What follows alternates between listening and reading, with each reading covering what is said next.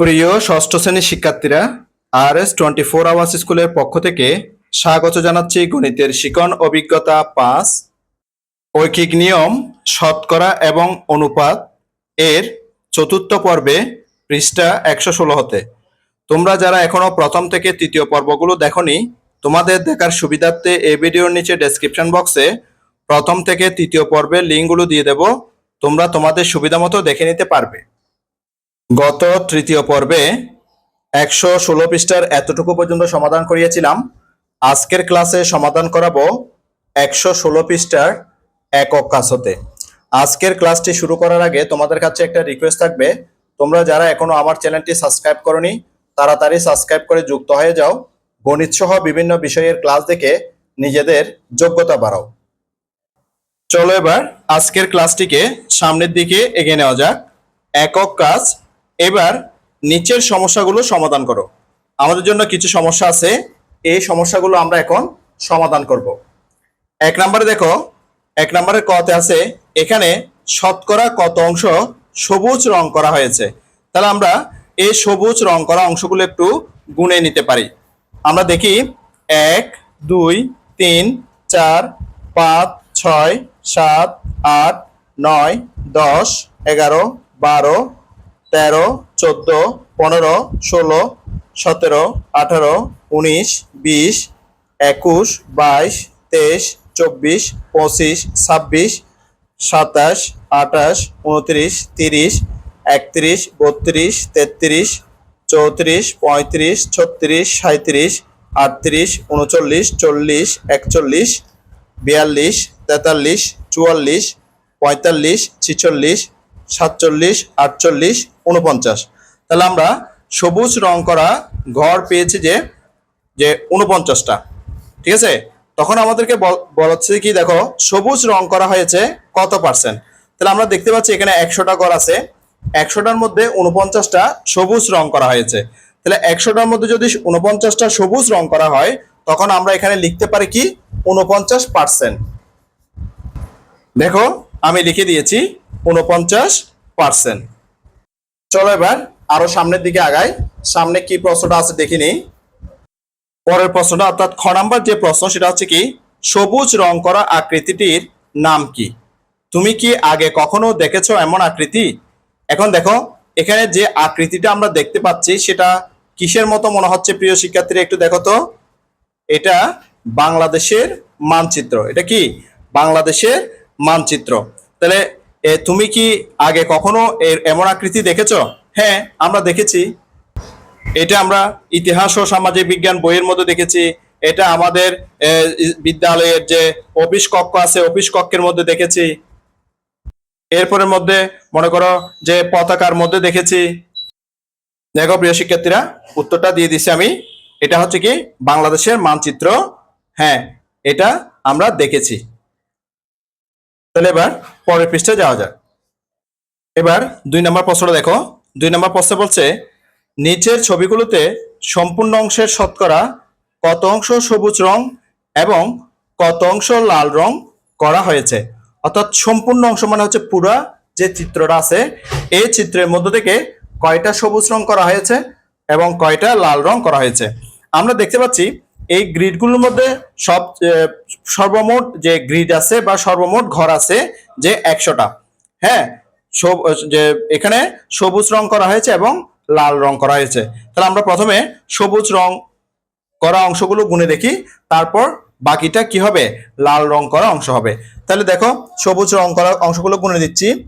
1 2 3 4 5 6 7 8 9 10 11 12 13 14 15 16 17 18 19 20 21 22 23 24 25 26 27 28 29 30 31 32 33 34 35 36 37 38 39 40 41 42 43 44 45 46 47 48 49 50। তাহলে আমরা সবুজ রং করা অংশ পেয়েছি কয়টা? 50টা। তাহলে এবার দেখো, তাহলে লাল রং কয়টা হবে? তাহলে সবুজ রং যদি 50টা হয়, 100টার মধ্যে যদি সবুজ রং 50টা হয়, তাহলে লাল রং কয়টা হবে? 50টা হবে। কারণ আমরা যদি 100 থেকে 50 বিয়োগ করে দিই, কারণ 100 থেকে যদি আমরা 50কে বিয়োগ করে দিই সবুজ রং করা অংশ, তাহলে আমাদের পেয়ে যায় আরো 50টা লাল রং করা হয়েছে। কয়টা লাল রং করা হয়েছে? 50টি লাল রং করা হয়েছে। এবার প্রশ্নে কি বলছে দেখো, এবার বলছে কি যে ক নাম্বারে বলছে যে তোমার উত্তর সবুজ রং করা অংশ কত পার্সেন্ট। তাহলে যেহেতু আমরা 100টার মধ্যে থেকে গুণে বের করছি, তাহলে আমরা এখানে লিখতে পারি সবুজ রং করা অংশ হচ্ছে যে 50টা বা 50%। হ্যাঁ, অর্থাৎ শতকরা চিহ্ন আছে এখানে, যেহেতু 100টার মধ্যে বের করেছি সেজন্য। তাহলে লাল রং করা অংশ কয়টা? লাল রং করা অংশ আমরা কিন্তু বের করেছি কিছুক্ষণ আগে, সেখানেও পেয়েছি আমরা 50টা, সেজন্য এখানে 50% হবে। তাহলে উত্তরটা নিশ্চয় তোমরা বুঝতে পেরেছো। এবার খ নাম্বার প্রশ্ন। খ নাম্বার প্রশ্নে কি বলছে দেখো প্রিয় শিক্ষার্থীরা, খ নাম্বার প্রশ্নে বলছে সবুজ রং করা আকৃতিটির নাম কি? তুমি কি আগে কখনো দেখেছো এমন আকৃতি? আমরা একটু সবুজ রং করা আকৃতিটার দিকে একটু ভালো করে খেয়াল করি। দেখো প্রিয় শিক্ষার্থীরা, সবুজ রং করা আকৃতিটা একটু ভালো করে দেখো তো। এখানে এটা তোমাদের দেখতে কিরকম লাগতেছে? কি মনে হচ্ছে? এটাকে কোন আকৃতি মনে হচ্ছে? দেখো প্রিয় শিক্ষার্থীরা, একটু ভালো করে খেয়াল করো, এটা কিসের মতো দেখা যাচ্ছে?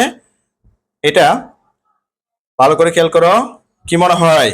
এটা গাছের মতো মনে হচ্ছে না? ক্রিসমাস ট্রি দেখেছো? ক্রিসমাস ট্রি, ক্রিসমাস ট্রির মতো মনে হচ্ছে না? দেখো তো ভালো করে, ক্রিসমাস ট্রির মতো কিন্তু মনে হচ্ছে। তাহলে এটি একটি গাছের আকৃতি। কিসের আকৃতি? গাছের আকৃতি। আবার কেউ কেউ হয়তোবা বলতে পারে যে এটা হচ্ছে যে কাঠি সহ আইসক্রিমের মতো মনে হচ্ছে। কাঠি সহ আইসক্রিমের মতো মনে হচ্ছে, কিন্তু পুরোপুরি মনে হচ্ছে না, কারণ আইসক্রিম এত একদম চ্যাপ্টা থাকে না, ঠিক আছে? কিন্তু গাছ কিন্তু অনেকটা কি হয়, চ্যাপ্টা হয়, ঢালপালা মেলে কিন্তু অনেক বড় হয়ে যায়, ঠিক আছে? ক্রিসমাস ট্রি গুলো এরকমই দেখতে হয়, তাই না? তাহলে এটি একটি কোন ধরনের আকৃতি? এটি একটি গাছের আকৃতি। এবার তোমার উত্তর দিতে বলছে এই জায়গায়, যে খ নাম্বারে তোমার উত্তর দাও। এখানে তোমার উত্তরটা লিখতে হবে। তাহলে উত্তরটা লিখে দিচ্ছি আমি তোমাদের জন্য। দেখো উত্তরটা লিখে দিয়েছি। খ নাম্বারের উত্তর, এটি একটি গাছের আকৃতি। তারপর তোমাকে বলছে তুমি কি আগে কখনো দেখেছো এমন আকৃতি? হ্যাঁ দেখেছি, আমরা ক্রিসমাস ট্রি দেখেছি। খ্রিস্টানদের বড়দিনের উৎসবের সময় কিন্তু এটা দেখা যায়, আমরা টিভিতেও দেখি। হ্যাঁ, এবং আমরা গুগলে চার্জ দিলে সেখানে দেখি, এবং বিভিন্ন গির্জায় গেলে সেখানেও কিন্তু দেখি। বড়দিনের উৎসবের সময় টিভির মধ্যে বিভিন্ন অনুষ্ঠান দেয়, অনুষ্ঠানের মধ্যে কিন্তু ক্রিসমাস ট্রি দেখা যায়। এরপরে গ নাম্বার প্রশ্নটা দেখো।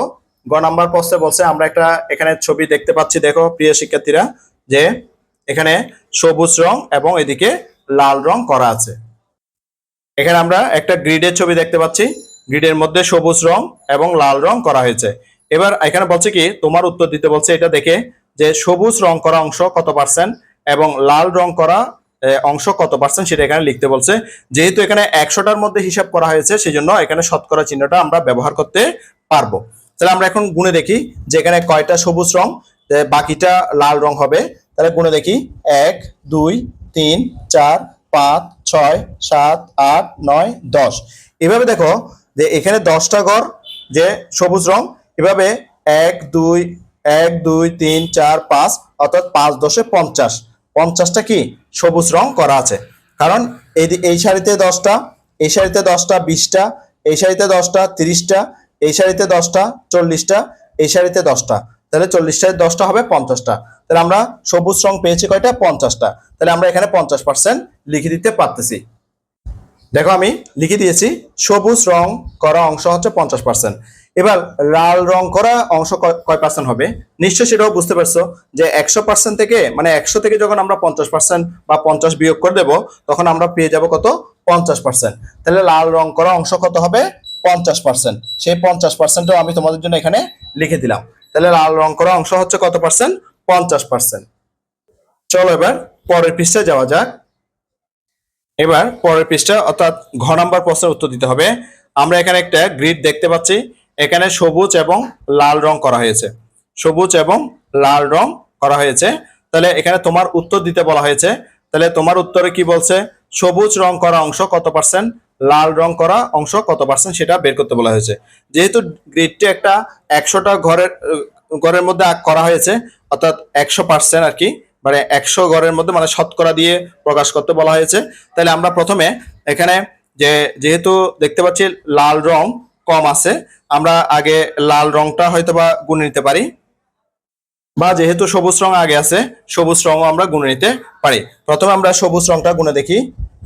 1 2 3 4 5 6 7 8 9 10 11 12 13 14 15 16 17 18 19 20 21 22 23 24 25 26 27 28 29 30 31 32 33 34 35 36 37 38 39 40 41 42 43 44 45 46 47 48 49 50 51 52 53 54। তাহলে সবুজ রং করা অংশ হচ্ছে যে 54। তাহলে আমরা লিখতে পারি সবুজ রং করা অংশ হচ্ছে যে কি 54%। ঠিক আছে, এটা আমরা এখানে লিখতে পারি। তাহলে সবুজ রং যদি 54 হয় তাহলে এখানে লাল রং কত হবে? তাহলে সম্পূর্ণটা কত? 100। সম্পূর্ণ কত? 100। তাহলে 100 থেকে আমরা 54 বিয়োগ করে দিব। তাহলে 100 বিয়োগ 54। হ্যাঁ, 100 থেকে আমরা 54 বিয়োগ করে দেব, বা 100% থেকে 54% বিয়োগ করে দেব। তাহলে 100% থেকে যদি আমরা 54% বিয়োগ করে দিই তখন আমরা পাই 46%। কত পার্সেন্ট? 46%। এই 46% হচ্ছে যে লাল রং করা অংশ। এই 46% কি রং করা অংশ?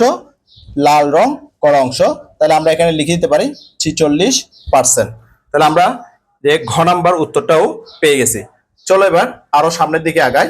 এরপর হচ্ছে যে 3 নাম্বারটা একটু ভালো করে খেয়াল করো। আমরা এখানে দর্শক সারি দেখতে পাচ্ছি বা গ্যালারি দেখতে পাচ্ছি।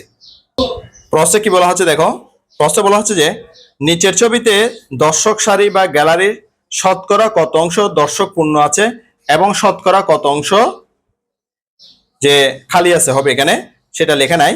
তাহলে আমরা এখানে দেখতে পাচ্ছি যে এখানে একটা দর্শক সারি। আমরা আগে দর্শক কতজন আছে সেটা একটু গুনে দেখতে পারি।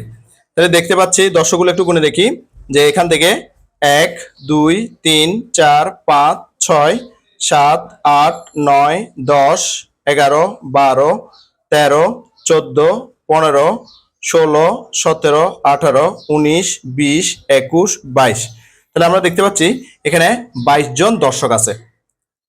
তাহলে খালি কত থাকবে? তাহলে যেহেতু এটা পুরোটাই 100, তাহলে 100 থেকে আমরা 22টাকে বিয়োগ করে দেব। ঠিক আছে, তাহলে এখানে প্রশ্ন কি বলছে দেখো। এবার তোমাকে প্রশ্ন বলছে যে তোমার জন্য প্রশ্ন যে দর্শক পূর্ণ অংশ কত পার্সেন্ট। তাহলে দর্শক পূর্ণ অংশ আমরা পেয়েছি কত পার্সেন্ট? আমরা পেয়েছি 22%। তাহলে আমরা এখানে 22 লিখে দিব। এবার খালি অংশ কত পার্সেন্ট সেটা বের করতে বলছে। তাহলে আমরা প্রথমে 100 থেকে 22%টা বিয়োগ করে দেব। 100 বিয়োগ 22%। তাহলে 100 থেকে যদি আমরা 22% বিয়োগ করে দিই তাহলে আমরা পাচ্ছি 78%। কত পার্সেন্ট পেলাম? 78% পেলাম। তাহলে আমার খালি অংশ হচ্ছে কত? 78%। এখানে আমরা 78% লিখে দিলাম। আশা করছি তোমরা বুঝতে পেরেছো। যেহেতু তোমরা বুঝতে পেরেছো, আশা করছি আজকের ক্লাসটি তোমাদের কাছে অনেক অনেক চমৎকার লেগেছে। তাহলে আজকের ক্লাসটি এই পর্যন্ত। আমি আগামী ক্লাসে পরবর্তী পৃষ্ঠা ভগ্নাংশ ও শতকরার সম্পর্ক এখান থেকে শুরু করব। গণিতের শিখন অভিজ্ঞতা 5 ঐকিক নিয়ম, শতকরা এবং অনুপাত এর পঞ্চম পর্বটি দেখার আমন্ত্রণ জানাচ্ছি। সাথে সাথে গণিতের অন্যান্য ক্লাসগুলো দেখারও অনুরোধ জানাচ্ছি এবং গণিত ছাড়াও বিভিন্ন বিষয়ের ক্লাসগুলো দেখারও অনুরোধ জানাচ্ছি। ইতিমধ্যে তোমরা যারা আমার চ্যানেলটি সাবস্ক্রাইব করে আমার ক্লাসগুলো নিয়মিত দেখতেছো, তোমাদেরকে আমার অন্তরের অন্তঃস্থল থেকে অসংখ্য অসংখ্য ধন্যবাদ। আর যারা সবেমাত্র আজকে প্রথমবার আমার ক্লাসটি দেখলা, তোমাদের প্রতি অনুরোধ রইল তোমরা আমার চ্যানেলটি সাবস্ক্রাইব করে পাশের নোটিফিকেশন অল করে বেল বাটনটিকে বাজিয়ে দাও।